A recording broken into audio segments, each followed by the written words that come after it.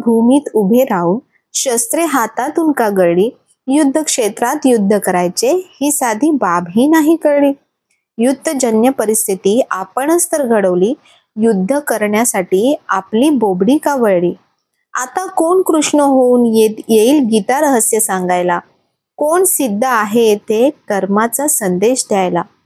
मीच होऊन माझा शिल्पकार, आपल्या विचारांना देऊ आकार.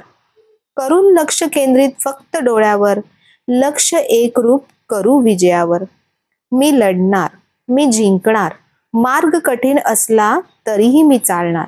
आता मी नाही थांबणार, युद्धभूमीत मी युद्ध करणार. मिळाला जो कर्माचा संदेश, त्या कर्मपथावर मी चालणार. कर्महीन होऊन मरण्यापेक्षा युद्ध करणार, मी लढणार. कर्म हेच जीवन आहे, कर्म हाच धर्म आहे. क्रियाहीन जीवन व्यर्थ आहे, जीवनाचा सार सर्व कर्म आहे. कर्माचा संदेश घेऊन आकार देऊ जीवनाला, कर्मयोग शक्तीने करू समृद्ध स्वतःच्या देशाला, समृद्ध स्वतःच्या देशाला. हॅलो, नमस्कार, कसे आहात सर्व? मस्त आहात ना? मस्तच राहा. सर्वांना सर्वप्रथम श्री स्वामी समर्थ. तुम्हाला सर्वांना आजचा दिवस खूप छान आनंदाचा आणि आरोग्यदायी जाओ.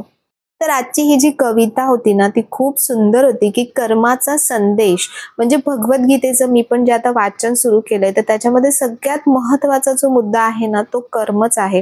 की कुठलंही कर्म करताना आपण कधीही फळाची अपेक्षा करायची नाही, आणि कुठलीही अपेक्षा न करता आपण जे आपलं म्हणजे तुमच्या नेहमीच्या जीवनात सुद्धा तुम्ही जे जे काही काम करताय तर ते तुम्ही काम करत राहिलं पाहिजे. तर बऱ्याचदा बघा, आपण जेव्हा एखादं काम करायला घेतो तर काम करण्याच्या आधीच आपल्या डोक्यात हजार विचार यायला सुरुवात होतात. आणि मग हे होईल का, कसं होईल, मग हे झाल्यावर याचे काय परिणाम होतील वगैरे. म्हणजे शस्त्र आपण आधीच गाळून बसतो. तर तसं न करता भगवान श्रीकृष्णांनी खूप छान सांगितलंय की जेही काम असेल तुम्ही तुमचं काम करत राहा, त्याच्या फळाची अपेक्षा न करता. आणि काम करत राहिल्याचा आपल्याला एक आनंदही मिळतो, आणि त्यानंतर त्या कामाचं जे चांगलं फळ मिळतं ना, तर त्याचं सुद्धा मनाला एक वेगळंच समाधान वाटतं. तर आज माझं सगळं हे सकाळचं जे असतं ना, ते नेहमी असंच रोजचं पुसपास असतं. आता थोडंसं पावसाळा सुरू होतोय, पाऊस थोडा थोडा पडायला सुरुवात झाली आहे. तर डस्टिंग रोजची असते, देवपूजेच्या आधी सगळी डस्टिंग करून घेते.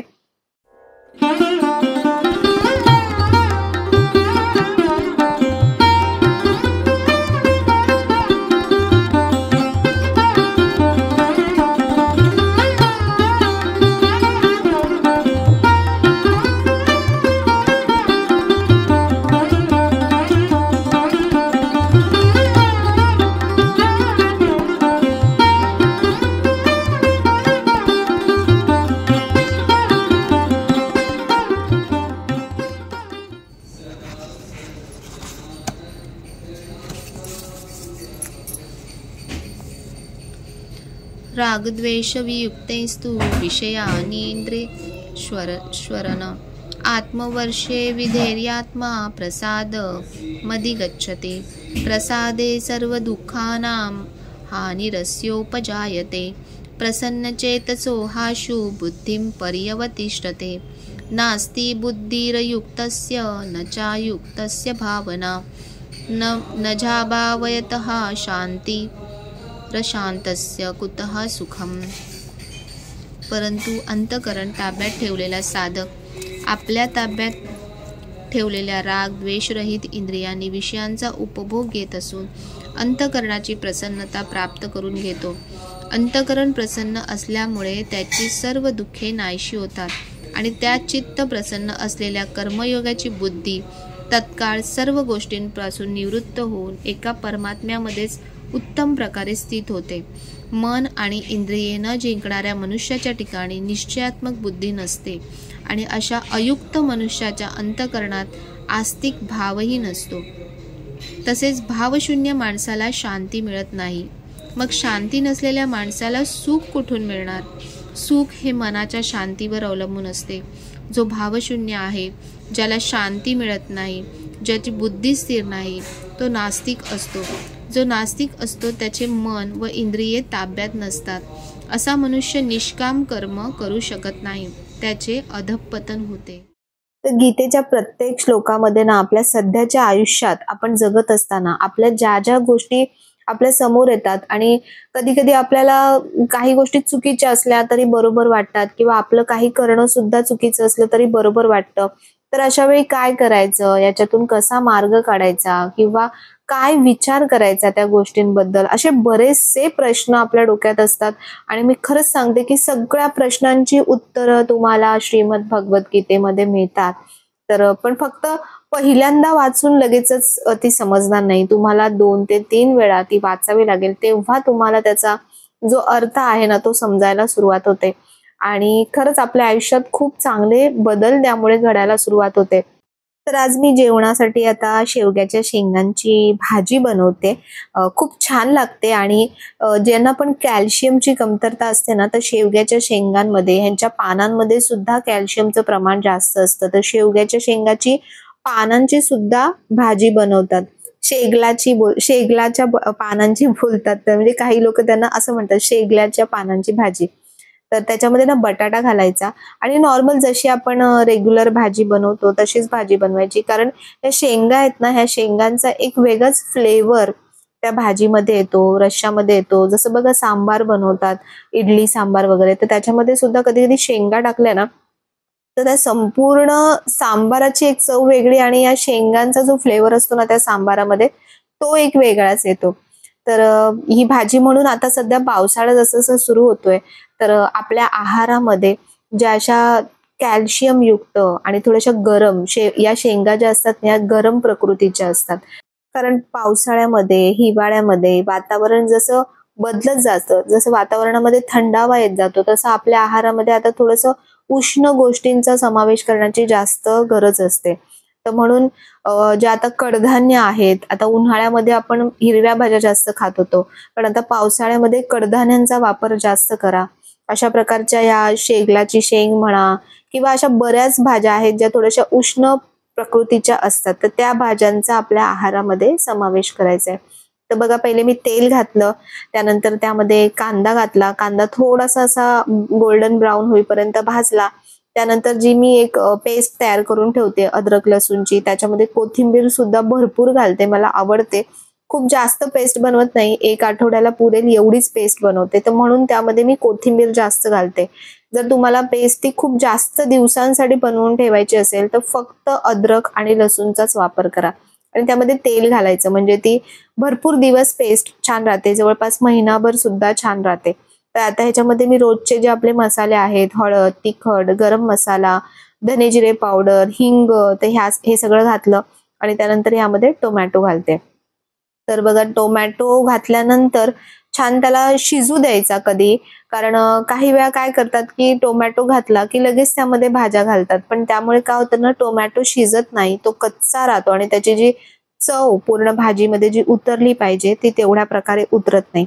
तर म्हणून टोमॅटो छान शिजू द्यायचा, ह्याला छान झाकण ठेवायचं 2-3 मिनिटं आणि त्यानंतर मग आपण ह्याच्यामध्ये भाज्या मिक्स करायच्या. आता तर टोमॅटो छानपैकी असा नरम झालाय मस्त. त्यामध्ये मी आता बटाटा घातला आणि शेंगा घातल्या आणि आता ह्याला मस्त हलवून घ्यायचंय. तर अशी ही भाजी सुद्धा बनवू शकता किंवा तुम्ही याची आमटी सुद्धा बनवू शकता. जी रोजची आपण आमटी किंवा डाळ बनवतो ना, त्यामध्ये सुद्धा तुम्ही 1-2 जरी शेंग टाकली शिजतानाच, तर तरी ती छान लागते डाळ. पण जर कुकरमध्ये लावली ना, तर शेंगांचं पूर्ण शेण होऊन जातं. तर तुम्ही अशा प्रकारे शेंगा वेगळ्या थोड्याशा शिजवून घ्या आणि मग ते तुमच्या आमटीमध्ये घाला. आणि बघा, काय आमटी एकदम मस्त लागते. तुम्ही भातासोबत, भाकरीसोबत, चपातीसोबत खूप छान चव देते. आणि त्यानंतर मग मी आता माझं चपात्यांचं म्हणजे पोळ्यांचं काम करून घेते. तर सध्या मी जेवण बनवताना, काही काम करताना, तुम्हाला माहिती मी त्या दिवशी लाईव्ह मध्ये सुद्धा सांगितलं होतं की कुकू FM ॲप आहे, जे आधी मी सांगितलं होतं. हे मी स्पॉन्सर नाही करत आहे, म्हणजे मी ॲडव्हर्टाइज नाही करत आहे. मी फक्त एक जी गोष्ट मला खरंच खूप मनापासून आवडली ना, तर ती मी तुमच्यासोबत शेअर करते. तर कुकू FM वरती श्रीमद भगवद्गीता म्हणून मी हिंदीमध्ये डाउनलोड केलंय. मराठीमध्ये त्यांचे चार्जेस जास्त आहेत, काहीतरी 249 मंथली आहेत आणि हिंदी जर तुम्ही डाउनलोड केलं तर 99 रुपये आहेत. त्यामध्ये सुद्धा मला डिस्काउंट मिळाला होता आणि 40 रुपयामध्ये माझं महिनाभराचं, म्हणजे ते ऑडिओ बुकचं ॲप आहे आणि त्याच्यामध्ये ना आपण ऐकू शकतो. तर श्रीमद भगवद्गीतेचे त्याच्यामध्ये 200 एपिसोड आहेत, ज्याच्यामध्ये प्रत्येक म्हणजे कोणाकोणाच्या लाईफमध्ये काय काय प्रॉब्लेम्स येत आहेत आणि त्याच्यावर भगवद्गीतेमध्ये काय भगवान श्रीकृष्णांनी सांगितलं आहे. तर ते इतकं सुंदर वाटतं ना, म्हणजे त्यांनी प्रेझेंट इतक्या सुंदर पद्धतीने केलंय. तर तुम्ही पण नक्की डाउनलोड करून बघा. निदान एका महिन्यासाठी श्रीमद भगवद्गीतेचं तरी डाउनलोड करा आणि नक्की ऐका. तर जेवणाचं काम झालेलं आहे आणि आता सध्या पावसाळ्यात मला सगळ्यात हेल्पफुल पडतं ते म्हणजे हे स्टँड. हे स्टँड मी कल्याण वेस्टला घेतलं होतं आणि उन्हाळ्यामध्ये एवढं कामात येत नाही, पण एका जागेवर ठेवू शकतो आपण फोल्ड करून, त्याला काही जास्त जागा लागत नाही. आणि अशा प्रकारचे स्टँड घेताना ना तुम्ही असे स्टीलचे स्टँड घ्या, कारण हे भरपूर दिवस चांगले राहतात. घेतानाच क्वालिटी चांगली घ्या, म्हणजे ते लवकर गंजत नाहीत. प्लास्टिकचे घेतले तर ते लवकर तुटतात. तर अशा प्रकारे बघा स्टँड ठेवले आणि अर्ध तर तुम्हाला अर्ध सुद्धा ओपन करून ठेवता येतं किंवा पूर्णही ओपन करून ठेवता येतं आणि लवकरच कपडे सुकतात. कारण आता पावसाळ्यात बाहेर जर कपडे वाळत घातले तर बाहेर हवामान म्हणजे आर्द्र हवामान असतं, तर त्यामुळे लवकर कपडे सुकत नाहीत. तर निष्ठाची आता शाळा सुरू होते, तर शाळेची बॅग धुवून घेतली. मागच्या वर्षीच्याच बऱ्याचशा गोष्टी तिच्या आहेत, तर तिला म्हटलं जर चांगल्या आहेत तर त्याच तू वापर. तर आता पावसाची सुरुवात होते, तर ह्या सगळ्या गोष्टींची आपल्याला लगेच गरज पडते, ती म्हणजे छत्र्या. तर या छत्र्या सगळ्या मागच्या वर्षीच्याच आहेत, जवळजवळ 1-2 वर्ष आधीच्याच छत्र्या आहेत. आणि मला एक खूप चांगली सवय आहे, मी म्हणेन की मी माझ्या वस्तू ना खूप छान व्यवस्थित ठेवते. मला असं वस्तू व्यवस्थित ठेवायला आवडतात. तर छत्र्या पण बघा व्यवस्थित आहेत. जिथे ज्या तारा तुटल्या असतील किंवा काय झालं असेल तर ते आपण थोडंसं रिपेअर करून आणायचं. आणि या सगळ्या गोष्टी थोड्याशा आधीच बघायला जायच्या. एकदम खूप पाऊस पडायला लागतो आणि त्यानंतर जर आपण सगळं शोधायला गेलो किंवा बाजारामध्ये पण घ्यायला गेलो तर त्या वस्तू खूप महाग होतात. तर म्हणून छत्र्या मी सगळ्या वरून काढल्या बाहेर. आता तर उन्हाळ्यात सुद्धा छत्रीचा वापर होत होता, कारण प्रचंड ऊन लागत होतं आपल्याला.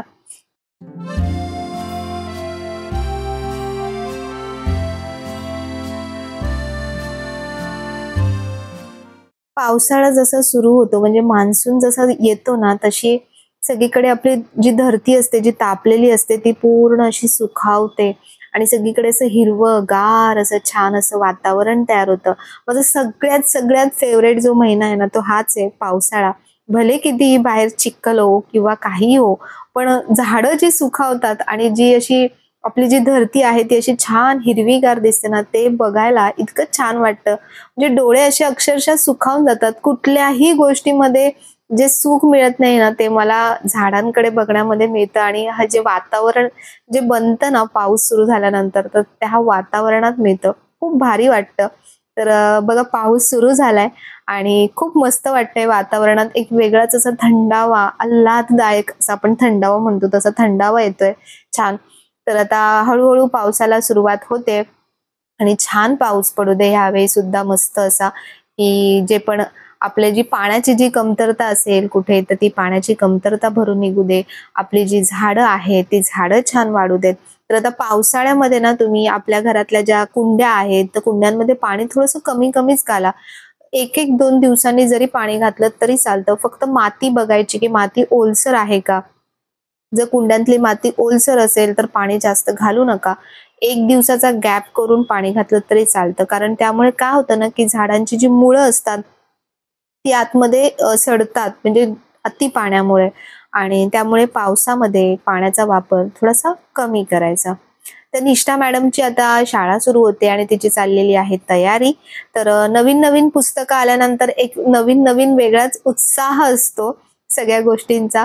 तर तसंच आहे, पण तिच्या बऱ्याचशा गोष्टी ती स्वतःच करते आणि मी तिला स्वतःलाच करायला लावते. त्यामुळे कसं मुलांना बऱ्याचशा गोष्टी कळतात. तर आता नवीन पुस्तकांना छान स्टिकर लावायचं काम चालू आहे.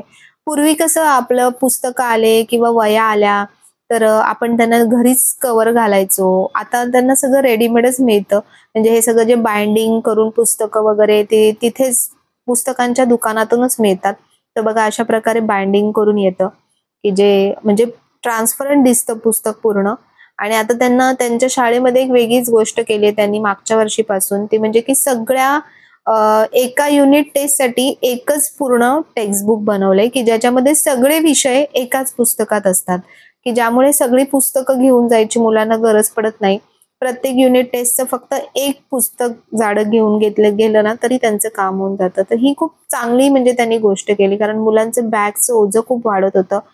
तर आता तिचा ड्रेस, मागच्या वर्षी हा ड्रेस घेतला होता, ते मागच्या वर्षी मोठाच थोडासा घेतला होता, की दरवर्षी चेंज नको करत राहायला, कारण मुलांची हाईट पटापट वाढते. आणि मागच्याच वर्षी त्यांच्या शाळेचे जे युनिफॉर्म आहे ते सुद्धा चेंज झाले होते, नवीन आले होते. तर म्हणून युनिफॉर्म घेताना निदान 2 वर्ष तरी ते युनिफॉर्म मुलांना झाले पाहिजे. तर त्या हिशोबाने आपण थोडेसे मोठेच साईजचे घ्यायचे आणि शिलाई मारून घेतली तुम्ही साईडने व्यवस्थित, तर ते एकदम व्यवस्थित परफेक्ट बसतात. तर बघा अशा प्रकारे मी शिलाई काढली आहे, म्हणजे जवळपास 1 ते 2 इंच किंवा 1.5 इंच पर्यंत तिची पॅन्ट आता व्यवस्थित बऱ्यापैकी छान मोठी झाली आहे. आणि आता हाच ड्रेस म्हणजे हाच युनिफॉर्म तिला यावर्षी घालणार आहे. मग पुढच्या वर्षी थोडीशी आणखीन हाईट वाढेल, तर पुढच्या वर्षी मग नवीन कपडे घेता येतील. तर अशी शाळा सुरू व्हायची ना, एक वेगळीच एक्साइटमेंट सुद्धा असते, एक वेगळाच गोंधळ सुद्धा असतो. त्यात पावसाळा सुरू होतो, सगळंच एकदम येतं. तर असो, आता हे जे माझ्याकडे चहाच्या पातचं झाड आहे ना, ह्याचं काम आता मला खूप छान पडणार आहे. उन्हाळ्यामध्ये काही याचा जास्त वापर केला नाही, पण आता पावसाळ्यात चहाची पात घालायची चहामध्ये आणि मस्त असा कडक चहा बनवायचा. अद्रक छान किसून घातलंय चहामध्ये आणि चहाची पात टाकली. यामध्ये एक ना मस्त आपली जी वेलची असते ना, वेलचीचं वरचं जे कव्हर असतं ना, ते पण तुम्ही घाला याच्यामध्ये. खूप मस्त असा कडक असा चहा होतो छान. आणि पावसाळ्यात थोडंसं असं म्हणजे पाऊस पडला ना, की चहा, भजी या सगळ्या गोष्टी अशा म्हणजे आपसुकच डोक्यात येतात आपल्या आणि फ्रेश वाटतं. तर दुसरी गोष्ट ती म्हणजे की हे जे भीमसेन कापूरचं जे मशीन असं मिळतं ना, ते तुम्ही नक्की घरी ठेवा. कसं असतं ना, पावसाळ्यात सगळीकडे वातावरण असं दमट वातावरण असतं आणि त्यामुळे घरात सुद्धा असं दमट वातावरण वाटायला लागतं. तर एक घरामध्ये जी निगेटिव्हिटी असते ती बाहेर घालवण्यासाठी प्लस घरातलं जे दमट वातावरण असतं ते थोडंसं प्रसन्न करण्यासाठी सुद्धा भीमसेन कापूर अशा प्रकारे घरामध्ये जाळत जा. आणखीन खूप महत्वाची गोष्ट जी मी तुम्हाला आज दाखवणार आहे ती म्हणजे की बघा, असे वेगवेगळ्या प्रकारचे हे जे सेंटेड असे येतात, तर हे ना नक्की वापरत चला, कारण पावसाळ्यात घरामध्ये खूप वेगवेगळ्या प्रकारचे वास, कपड्यांमधले वास, घरातली दमट वातावरण, तर या सगळ्या गोष्टींसाठी हे खूप कामात येतात. तर हे थोडेसे मोठे आकाराचे फ्रेशनर्स आहेत, पण हे ना खूप जास्त दिवस चालतात. तुम्ही बाथरूम मध्ये स्पेशली आपल्याला ठेवायला ना खूप कामात येतात. आणि त्याच्यामध्येच हे छोट्या छोट्या साईजचे फ्रेशनर्स आहेत, की जे तुम्ही वेगवेगळ्या ठिकाणी ठेवू शकता. तर हे कुठे कुठे मी ठेवते ना, हे पण मी तुम्हाला दाखवणार आहे. तर असे वेगवेगळे मी घेऊन येते, एकच घेऊन येत नाही, कारण प्रत्येक जागेची आपली जी रिक्वायरमेंट असते ती वेगवेगळी असते. आता हे जे एअरचे मी आणते पाऊच, तर हे मी टॉयलेटमध्ये ठेवते. याच्यावरती लिहिलंय 30 दिवस, पण हे काही 30 दिवस पुरत नाहीत. हार्डली 20 दिवस तुम्हाला हे चालतात. पण याचा म्हणजे सेंट आहे ना, तो खूप स्ट्रॉंग मस्त असतो आणि हा लॅव्हेंडर मला स्पेशली जास्त आवडतो. ह्याच्यामध्ये सुद्धा खूप वेगवेगळ्या कंपनीचे फ्रेशनर्स येतात. तर टॉयलेटमध्ये मी हे ठेवते, कारण टॉयलेटमध्ये थोडं जास्त सेंट हवं असतं. त्यानंतर हे कॅम्पियरचं हे मला खूप आवडतं. हे कोन मिळतात, त्याच्यामध्ये सुद्धा वेगवेगळे फ्रॅग्रन्स येतात, पण मला हा प्युअर जो भीमसेनचाच आहे, भीमसेन कापूरचा, मला हाच आवडतो. ह्याच्यामध्ये मला कुठलेही फ्लेवर्स वगैरे आवडत नाहीत. तर हे मी ना कपाटामध्ये ठेवण्यासाठी यूज करते. हे तुम्ही गाडीमध्ये सुद्धा लावू शकता. गाडीमध्ये बघा, इतर वेगळे फ्रेशनर्स लावले ना काहीतरी वेगळाच वास येतो आणि डोकं दुखतं. तर हे जे मी तुम्हाला आता दाखवले ना, त्या कुठल्याही फ्रेशनरचा वास अति उग्र असा नाहीये. अगदी सायलेंट आणि छान असा शांत असा एक फ्रॅग्रन्स येतो याच्यातून. तर हे कॅम्प्युअरचं हे जे कोन मिळतात ना, हे लावायला पण सोपे पडतात आणि हळू जवळपास 30 दिवस म्हणजे हे महिनाभर तुम्हाला आरामात पुरतं. तर चला मी तुम्हाला दाखवते की कुठे-कुठे मी हे ठेवते. तर आता हे छोट्या ज्या गोळ्या येतात ना, तर बघा पहिले आपल्याकडे डांबर गोळ्या खूप यायच्या. पण डांबर गोळ्या तुम्ही ठेवल्यात ना, त्याचा एक वेगळाच उग्र वास येतो आणि इरिटेशन होतं त्याच्यामुळे. पण या गोळ्यांचा वास ना खूप छान येतो, खूप मस्त येतो आणि जवळपास आठवडाभर ही एक गोळी तुम्हाला छान चालते. तर कुठे-कुठे ठेवते, तर पहिले म्हणजे सिंकच्या इथे, कारण सिंकच्या इथे बघा खूप वेगळाच वास येत राहतो कधी-कधी. तर सिंकच्या इथे एक गोळी ठेवते. त्यानंतर दुसरी महत्वाची जागा ती म्हणजे की बेसिंगच्या खाली जिथे आपण कचऱ्याचा डब्बा ठेवतो, तो ओल्या कचऱ्याचा डब्बा मी इथे आतमध्ये ठेवते. तर इथे सुद्धा एक वेगळाच जो बेसिंगचं आपलं पाणी जात असतं वगैरे, तर त्याच्यामुळे सुद्धा एक वेगळा वास येतो. इथे जर ठेवलत ना तर तुम्हाला नेहमी किचनमध्ये नेहमी फ्रेश वाटत राहील. तिसरी जागा ती म्हणजे की आता चप्पल, शूज तिथे पण बघा आपण आता पावसाळ्यात सगळ्या ओल्या चपला वगैरे येतात, तर डायरेक्टली तर आपण शू रॅकमध्ये ठेवत नाही, पण तरीही शू रॅकमध्ये ही जर एक गोळी तुम्ही ठेवलीत ना, तर खूप याचा छान आतमध्ये असा वेगळाच फ्रॅग्रन्स येत राहतो. जे जाडं फ्रेशनर मी तुम्हाला मगाशी दाखवलं, तर ते मी अशा प्रकारे बाथरूममध्ये खिडकीच्या जवळ ठेवते, जेणेकरून त्याच्यामध्ये हवा पास होत राहते आणि अगदी सॉफ्ट असा एक छान सुगंध आपल्या बाथरूममध्ये दरवळत राहतो. त्यानंतर हे जे एअरचं पॉकेट पाउच मी दाखवलं, ते मी इथे टॉयलेटमध्ये ठेवते. तर जवळपास हे पण 20 दिवस तुम्हाला आरामात छान पुरतं. आणि जो कोन मी तुम्हाला दाखवला कॅम्प्युअरचा, तो बघा मी असा आधी पण एक कोन घेतला होता. तर तो त्याला ना स्टिक असतं चिटकवण्यासाठी, की तुम्ही कुठेही ते चिटकवू शकता. आता बघा यातला म्हणजे ज्याचा वास आहे तो कापूरचा, तर तो कमी कमी होऊन थोडा आता कापूर याच्यामध्ये बाकी आहे अजून. ह्याच्यामध्ये तुम्ही जर तुम्हाला हे घ्यायचंच नसेल सारखं, एकदा हा पाऊच घ्या किंवा अशा प्रकारच्या कपड्यामध्ये कॉटनच्या तुम्ही भीमसेन कापूरचा चुरा करून जरी तुम्ही ठेवलत कपाटामध्ये, तरी खूप छान सुगंध दरवळत राहतो. तर अशा प्रकारे आता जसं ऋतू बदलतोय, हवामान बदलतोय, तर तसं आपल्याला घरामध्ये सुद्धा बऱ्याचशा गोष्टींमध्ये बदल करावा लागतो. तर माझ्या घरात मी काय काय छोटे छोटे बदल केले तर करते आहे, तर ते मी तुमच्यासोबत शेअर केलं. तर तुम्हाला व्हिडिओ आवडला असेल तर नेहमीप्रमाणे व्हिडिओला लाईक करा, शेअर करा, सबस्क्राईब करा, कमेंट करा. पुन्हा भेटूया उद्याच्या नवीन व्हिडिओमध्ये. तोपर्यंत सर्वांना बाय आणि सर्वांना श्री स्वामी समर्थ.